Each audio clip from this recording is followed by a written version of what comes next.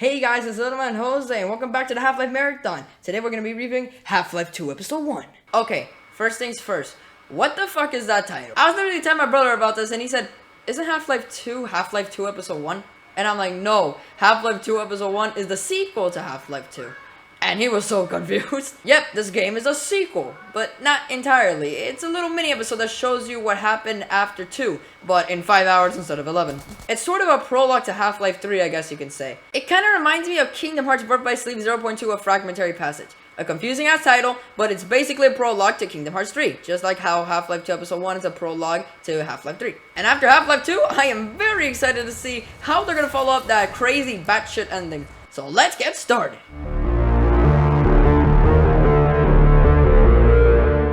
Fuck spoilers, so if you guys want to skip that, here you go. Anyway, 3, 2, 1, purple Vortigaunts. The game starts off with these creepy ass purple Vortigaunts taking me and Alex away from the Citadel that blew up in the second game. We even see them try to take G-Man, I think.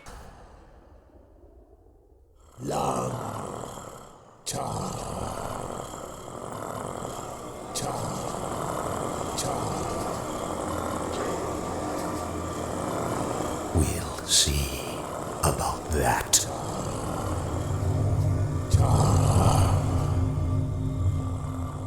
We then get found by a favorite mechanical canine, Dog. And with him, Alex.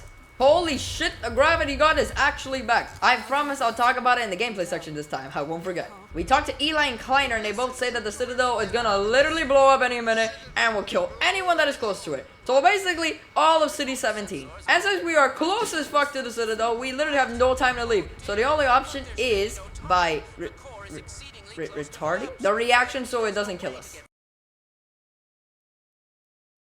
However, that means we have to go into the core of the Citadel. Dog then comes up with a brilliant idea, throwing us to the Citadel while we are in a car. And I love how Alex tries to cover for him. Well, Gordon, unless you have a better suggestion, he is a robot. He's done the math. How do you do the math? This Citadel is completely ruined, with all this shit just falling from the sky, sparks going on everywhere, and the place is on fire. Completely ruined. Now, do you guys remember these weird things? I said that my theory was that they were humans that were tested on, and we actually have a name for them now. They are called Stalkers. Now this weird shit happens. We see the alien that Breen was talking to in the last game, and I said I think he might be the big boss of the aliens. We sort of get a pain-inducing migraine from him.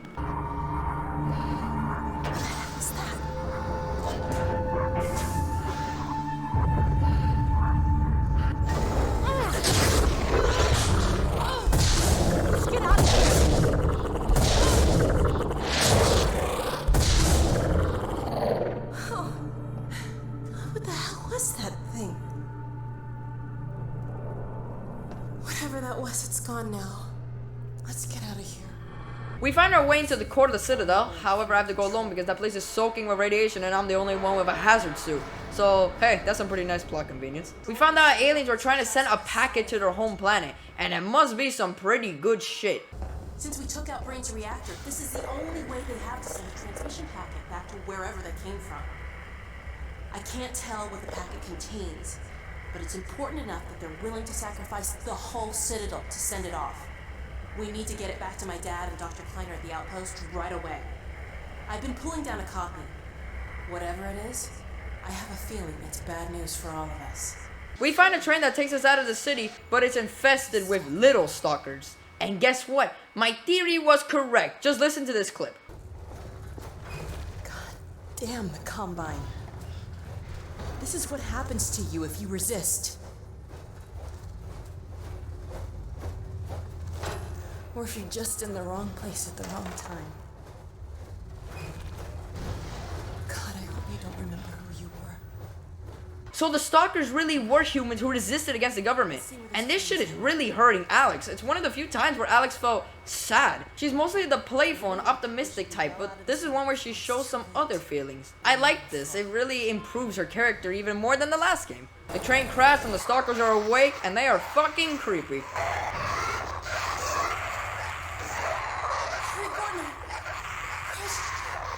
We escaped that shit, but I can still hear their screams.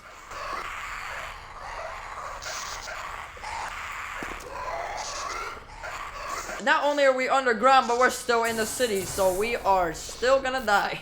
Now we try to find our way back to the surface, but there are a lot of zombies blocking our way, including a zombie combine. This joke that Alex made is so fucking stupid, but I laughed way too hard at it. What the hell is that? A combine zombie. That's like a zombine, right? Zombine, get it? Okay.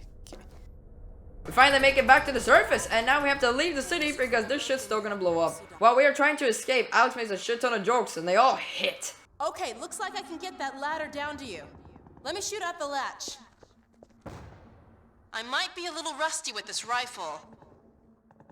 Ha! Nope, guess I'm not. My crawling skills seem to be improving today.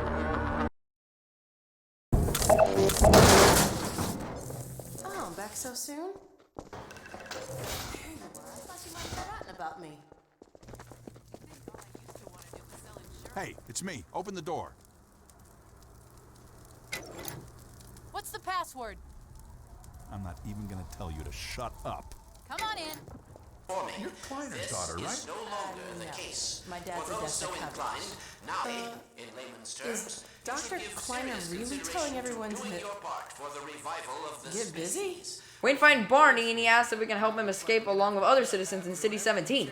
In the end, we help Barney by distracting the aliens. Alex goes inside this area, but this bitch-ass alien broke the valve, so now I can't get in. Somehow I find Alex, and she tells me, I don't have a weapon that'll even scratch that Strider. It's up to you. which I did very greatly. Fantastic job, Gordon. You're my new hero. We finally get on the train, and are finally leaving City 17. Oh my god, the transmission's going out.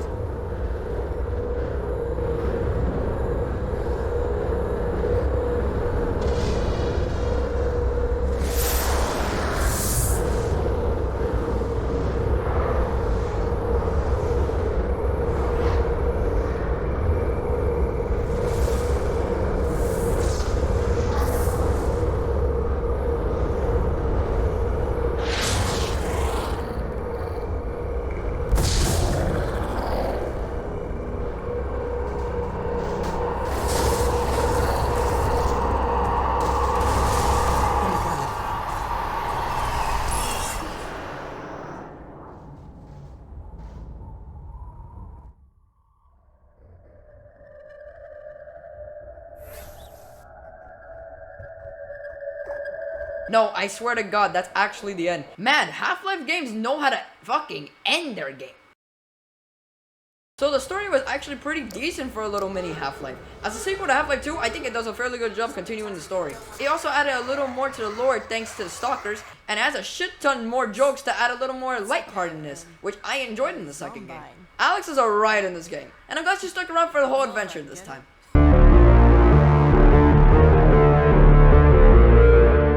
The graphics in this game look very similar to Half-Life 2, but trust me, there are some cool differences and improvements that make it better than Half-Life 2. For one, the characters' faces are a lot more animated to me than the last game. It really helps with the personality types, like Alex. I can always tell what she's feeling, even more than the last game. Alex even hugged me in the beginning of the game, which you don't always see, because Half-Life 2 never really had any real cutscenes. The cutscenes in this game are a lot more cinematic, which always helps. I'm a fan of that. Another cool thing is that they kept the fact that the title screens change depending on what chapter you're in. And there was this title screen that really freaked me out. Therefore, I repeat, evacuate City 17 at once, if not sooner. I cannot state this without enough undue emphasis. On a lighter note, if you are already in one of our designated safe zones, I feel obliged to point out that a more fortunate side effect of the reactor's destruction is the complete removal of the Combine's reproductive suppression field. I was not expecting there to be actual sound from this. It just shows the developers really cared about making a cool game here. You even see this title screen in an actual chapter in the game. That's just so cool. And the locations look insane. The inside of the Citadel is burning, falling apart. Look at that fire. Just look at this.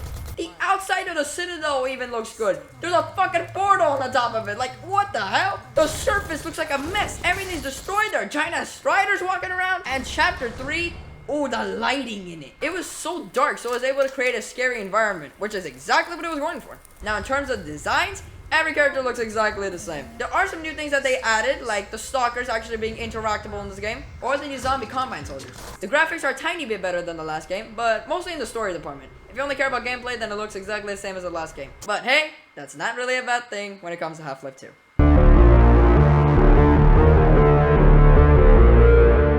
The sounds in this game are exactly the same as the last game, since, you know, they reused its assets. But in terms of the soundtrack, they added this really sick beat in one of the chapters.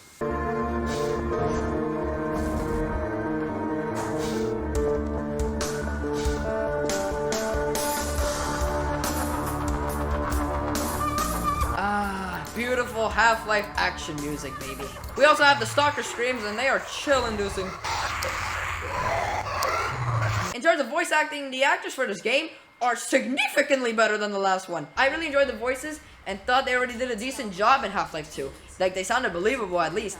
But in this game, the voice acting is phenomenal. Like, you really feel like the actors give a shit about the story this time around. Left in the vicinity will be subjected to energetic events whose effects are beyond my powers of speculation. The ravages to cellular material are unimaginable. Stop! Dad? Oh dear, Eli, I'm sorry, but surely there's no need for undue alarm. And Alex does an amazing job being the playful type like the last game, but to an extreme extent. I swear to God, she won't stop making jokes. Especially in Chapter 4, she's a riot. The voice acting was the most significant change in the sound department this time around. And that one song was so sick. So, that's pretty cool.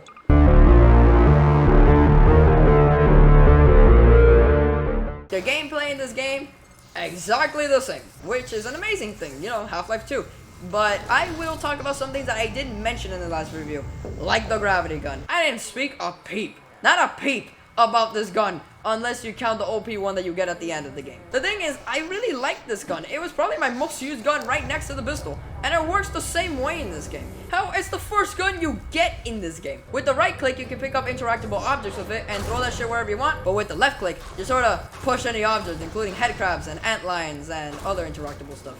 It's a sick gun and deserves all the praise that it gets. It's definitely a unique gun, kind of like the alien gun from Half-Life 1, so I give it props for that. In terms of chapters in this game, we got 5.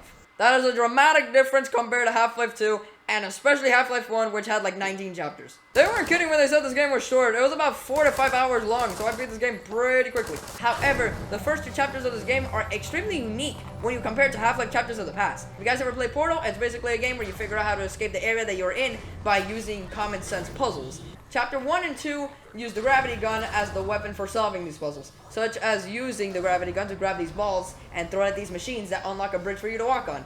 I love these puzzles, and I never really had a headache doing them. They didn't take a lot of time to figure out, but I did feel satisfied completing them. And those are my favorite types of puzzles in games. I mean, they focus so much on these sections that you don't even get a real fucking gun that can actually kill people until Chapter 3. And speaking of Chapter 3, oh my god, they brought back the horror from the first game. Low Life, which is the name of the chapter, it jump scared me. A lot. I almost pissed my pants at some points. This chapter has like every zombie available waiting to eat you. The normal ones, the fast ones, zombie combine soldiers. I mean, come on, they have grenades. These motherfuckers run after you, and I swear to God, they scared the shit out of me every single time they do that. Valve was high when they made the zombie, and I love it. Chapter 4, Urban Flight, brought back the whole kill combine soldiers approach. It doesn't really do anything special, and it lasts for way too long. Seriously, I think this chapter may be as long as Surface Tension. And you all know how much I fucking hate Surface Tension. It was either boring or frustrating. It was never both. The hospital is a great example of a fucking headache. You got so many zombies, combine soldiers, and at the end you have to shoot this airship with your RPG, and I swear to God, it is impossible, because you have this wood that's blocking you from shooting him, but somehow he can damage you. Urban Flight was disappointing, and it took way too long to finish, so like, let's just go to the next one. Chapter 5.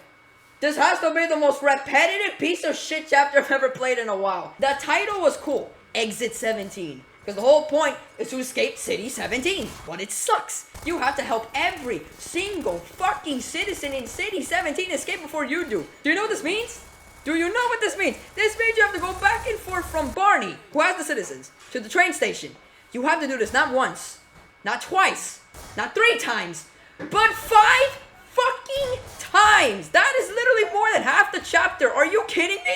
For the final chapter of the game, That is the most disappointing shit in the world. However, trying to run away from the Strider in the end is kind of sick. And you get to finish him up. But overall, Exit 17, worst final chapter I've ever played out of all the Half-Life games so far.